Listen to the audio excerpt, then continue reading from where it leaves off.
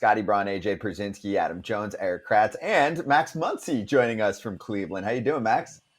I'm great. Thanks for having me on again, guys. Of course. Give him your joke that you threw out there during the break. What joke? Oh, yeah, his hands are sore. Jonesy, Max's hands are sore, dude. They're 17-2 in August. All they do is shake hands after games. Like, gosh, we can't keep doing this. Yeah, it's been a fun month. That's something that we talked about with the guys. Earlier this year, we had a month where we only won like 8 or 9 games. I don't know what the number was, and we kept telling the guys, hey, we're going through this right now, but there's going to be a month later this year that we're going to win 20, 25 games, so we just got to stick with it. What makes you so good? Yeah, please. It's like it's like you guys go 5-5. No, like I don't know, just you guys don't hit any bad streaks. I mean, knock on wood. I don't want to put anything bad out there for you. But like, what makes you guys on a day in, day basis just like so damn good? I think you get an entire clubhouse that can buy into their role with the team. With us being the Dodgers, we're always going to have a roster of people that should and deserve to be playing every single day. But that's not always the case. And so when I think that happens with some other teams, guys start getting upset, they start getting angry, they start questioning things, start questioning moves, start questioning why they're not playing, why they're not pitching, why they're not doing this, why am I hitting in this spot in the lineup? And that's one of the main things we always try to reinforce over here in the clubhouse is that, hey, we're all buying in to try and win a World Series. It doesn't matter where you hit, doesn't matter where you play, doesn't matter who you're playing against.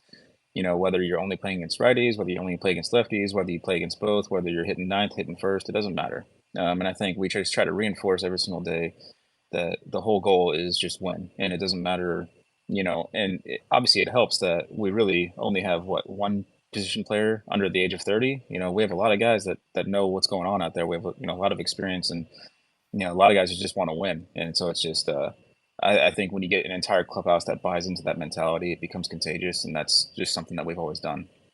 You said we the players, we Doc, we the front office. Who starts it? It's everybody, but I mean it starts with the players. You can have the front office and the coach, but if the players don't buy in, then it really doesn't matter. And so I think it just starts with the players, and that starts with the guys that have been here. And every year we bring in new players, and they immediately buy into the culture of the clubhouse. And that's just it becomes seamless for a lot of those guys. We added 4 or 5 new players this year after subtracting a couple of really big names, and those guys bought in immediately, and it's just been 1 or 2 of those guys have actually taken over the clubhouse, even though they're brand new, and that's how much they bought in. They just they just want to come here and win. Max, how ironic was it you guys played the Marlins and there was a hurricane coming and you guys were in LA? You had to play a doubleheader because of a hurricane. Now, first of all, I hope everything is okay and everybody's okay in California with all the stuff that happened. But did you feel the earthquake? What do they call it? The HurriQuake? Yeah, I was sitting at home with the family, when we were making sure that we weren't getting flooded out, and I was actually walking down the stairs and the whole house started shaking, and we were freaking out. The chandelier was, swinging back and forth, and we were kind of like, it felt like the end of the world. Everything was just happening all at once. The streets were flooding. There's a earthquake going on. It was a pretty wild experience. The group chat went off. Everyone was asking if we felt the hurricane or felt the earthquake. Okay, that makes sense. Now, you're from Texas, so I'm assuming you've been through a hurricane before? No, not a hurricane. That where I'm at in Texas and Dallas, a little farther away from the coast. So, okay. we get rain, but not really like the hurricane type weather. Because people in California, dude, it rains like this much. There's 6 drops that fall, and they're like, the world is ending. Yeah, but they're not prepared. I know, it's amazing. So, again, people in California always say, oh, man, I don't want to live in Florida. You guys have hurricanes. And I'm always like, well, you guys have earthquakes. Yeah. So we don't get earthquakes, but they got a hurricane. And and you saw the picture of Dodger Stadium surrounded by, I don't understand how that happened, because Dodger Stadium's on a hill. I don't understand how, the parking lot was all flooded. Yeah, I mean, it was like that all over the city. The streets in our neighborhood, we couldn't drive anywhere if we wanted to. It was so flooded. It's just, but I give the people a lot of credit. Everyone handled it pretty well. No one panicked too bad. I think I did see some videos of people at the stores, knocking things out. But other than that, I felt like the city handled it pretty well. Max, and cool if you don't want to go here, but everything okay? I mean, obviously there's stories out there about the situation at home as well with you and Freddie. So everything okay on that front too? Everyone's safe and Yeah, okay? yeah, everything's going to be okay. We'll just Okay, leave it at that. That's a fair. tough situation, but yeah, everything's okay. Okay. Let's brighten it up then. How's y'all like how you get to watch Mookie Betts on a daily basis, and it's like beating an old drum. But how special is it really? Yeah, I mean, it's you getting to watch a Hall of Famer. You get 1 and 2 in your lineup. Guys always on base. That's why you got so many damn RBIs. But how fun is it to watch him and Freddie just every day battle against each other? It seems like. Yeah, it's a pretty special experience. Those two guys. I mean, Freddie is so old school with everything that he does.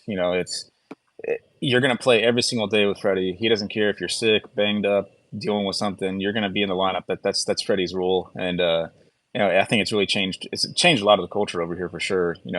We're a big team that looked into giving guys rest days and that kind of stuff. And Freddie said, no, we're not going to do that anymore. So he's kind of changed that culture a little bit. And then with Mookie, it's just what can't he do? It's just kind of a wild experience. You get to watch him every single day. The other day we had LeBron come out to the game, and Mookie said, "Hey, I'm gonna show out for him," and he went out there and hit 2 home runs. He just sat there and said, "I'm gonna show out for him," and he went out and did it. And there's not many guys that can do that. You feel like when he does something like that, you're sitting there going, "Are you not trying the other days?" Like, because I would see that with superstars like that. Obviously, other fringe Hall of Fame players. I think Mookie's a Hall of Fame player, but like, you're kind of like, are you ever amazed by him, or is that just are you just normally amazed by what he does? I think it's wearing off a little bit, but at the beginning, I was definitely amazed every single day. It's really special what he can go out there and do every single day. It doesn't matter what position you put him out. He's a Gold Glover everywhere. You put him in right field, he's the best right fielder in baseball. We've put him at second base, and he's been, unbelievable over there. The plays he makes, how solid he's been on, making sure he's always in the right spot, and that's something that I feel like is hard for players to do when they play multiple positions. Is always knowing where you need to be when a play's happening when you're not involved. And he's always in the right spot. We put him at shortstop, and he excelled over there. And it's just I think the only thing he doesn't like doing is not leading off. He loves to lead off. I think one year we tried batting him in a different spot, and he didn't like that. So I think that's the only thing he doesn't excel at is not leading off. So from one elite athlete to another one, now that you've seen Lance for 3 or 4 starts, is he all that you were hoping for? Oh yeah, I love it. Just the attitude he brings, the mentality, the competitiveness, the fieriness. It's really fun to play behind, and I think it's good for a lot of our young pitchers to see him go out there and just be a bulldog. And he's been great for us so far, and we know down the stretch he's going to be even better. And I was talking with him yesterday on the plane. Actually, he's rejuvenated coming over here. He's excited to go out there and play, and you can definitely see it out there on the mound. He has just the attitude he's been bringing it's been great. All right, Max, putting you on the spot here for real quick. So who's the Dodgers MVP this year? Freddie Freeman or Mookie Betts? Oh man, I got to go with Freddie. It's just, but Mookie's making a case lately. I didn't. The thing is, I didn't realize it, but I looked up the other day. Mookie's hitting like 296 or something like that now. But for me with Freddie, he's been 340 the entire year. It's just so consistent with everything he does. I mean, he leads baseball in extra base hits, I think. And it's it's hard. I don't know. It's hard to pick between either one of those two. It's good to have a tough choice like that on one team. Yes, it's very good. It's very good. Very good to have that choice. You can just Max. You can just hide in the shadows. You just hit behind him and those two, and then Will Smith. And then we'll put you between Will and JD Martinez. Oh yeah, well, forget about you in the 4 hole. And oh yeah, here's another homer. So yeah, tough spot to be in as a Dodger. That's great. I'll hit the homer and I'll take the walk, and JD can drop me in. Hey, Max. So team's clicking right now. Things are going well, but I keep an eye on. This is a thing with the Dodgers who could be coming back, right? Because the team definitely goes through its fair share of injuries, and some of them are long term. And I've watched some Walker Buehler playoff outings. They've looked pretty good in the past, pretty helpful for the ball club. So I know you're not going to give me the health update. And I listened to Doc talk about him the other day, but it's sounding more and more realistic that he is going to be an impactful contributor to this ball club. So have you spoken to him? Are the guys talking about it? Because we know, I mean, he's got the clutch gene for you guys on the mound. Hey, if I had the health update, I would definitely give it to you, but I don't know what it is. When we were in Arizona, he threw a live BP to some hitters, and I think the whole team was out there watching it. I think that kind of says all you really need to know, that the whole team is out there watching a live BP because they want to see where he's at, and the whole team knows that what this guy can bring to the table for us, and especially him in the postseason. It's a whole nother gear, a whole nother animal, and if that's something that can happen, it would be a huge boost. There's no doubt about that. We had a advanced scout for another team come on here the other day, and I asked who has the best lineup in the National League. I want you to answer the same question. Oh man, I'm gonna go with us just because. But the Braves are, what they're doing this year is very special. There's definitely no wrong answer if you choose the Braves. That's fair. Yeah. I'd be beating my chest saying Dodgers. I said 4-0 for the did Dodgers. Say Dodgers. I know, but I'd be like Dodgers. Got a million RBIs. I mean, 4-0, dude, for the Dodgers, for the Dodgers, not for like another team. The Dodgers. Yes. Well, you're also a little different than Max. Yeah, I didn't walk. He does. That's everything else. You guys are exactly the same. Yeah, exactly. Everything Besides else. personality, hitting profile, position, exactly the we same. both hit left-handed. Where you're from, earthquakes versus barely. Yeah, we got that. We both hit left-handed. We both Barely. have sick beards. Yeah, You hit exactly. left-handed. Right. We found two things. Great. We'll work on more in the meantime, dude. Great to have you on. Enjoy the ride. Keep it going. We'll get you again in a couple weeks. Oh, wait, hold on. Before Right. you go, they're facing Syndergaard, your teammate. You got any inside dope on him or what tonight when you get up there? It was short. He wasn't on the But team still, for a while. he went through spring training. That counts. You Yeah. learned a lot.